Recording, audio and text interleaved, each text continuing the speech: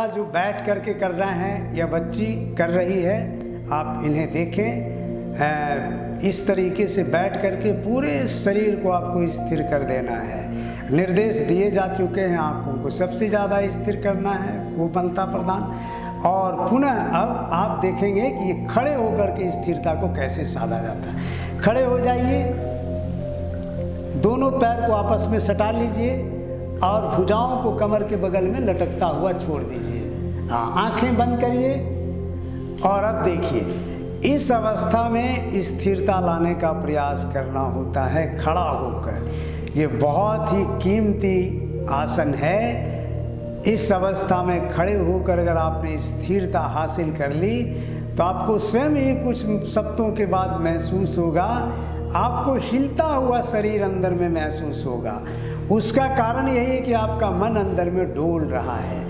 इस शरीर की स्थिरता के साथ हम मन के डमाडोल स्थिति को नियंत्रित कर पाते हैं। सीधे मन पर काम करना कठिन है और इस तरीके से अगर हम खड़े होकर के पूरी तरह से स्थिर हो जाएं तो हमारे शरीर के जितने भी तंत्र हैं वे सभी के सभी व्यवस्थित होने लग जाते हैं। पुनः तीसरे चरण में आइए, जिसमें लेट जाइए अब आप और देखिए, इसको कहते हैं शवासन। शवासन में लेट करके भी हम स्थिरता हासिल करने की कोशिश करते हैं। कमर के बगल में दोनों भुजाओं को रख लीजिए, हथेलियां ऊपर की तरफ खोलिए, दोनों पैर के बीच में 1 से 1.5 बित्ते की दूरी बना लीजिए और प्रक्रिया वही होगी। शरीर के किसी भी अंग को हिलाना नहीं है। इसमें तलवों को, हथेलियों को, हाथ पैर की उंगलियों को पूरी तरह से ढीला रखना है। आँखें खूब गहराई से ढीली रहेंगी और शरीर के किसी भी अंग में तनाव नहीं, दबाव नहीं। पूरा शरीर खुला खुला, फैला फैला, पूरा शरीर आपको चट्टान की तरह एकदम स्थिर महसूस हो, जरा सा भी हिले नहीं। ये तीसरा चरण है जिसमें आप देख रहे हैं कि स्थिरता हासिल करने की कोशिश करते हैं। इसमें हम शवासन का प्रयोग करते हैं। और इसके बाद चौथा चरण, उठकर बैठ जाइए और इसमें आप एक भुजंग आसन करिए। भुजंग आसन, पेट के बल लेट जाइए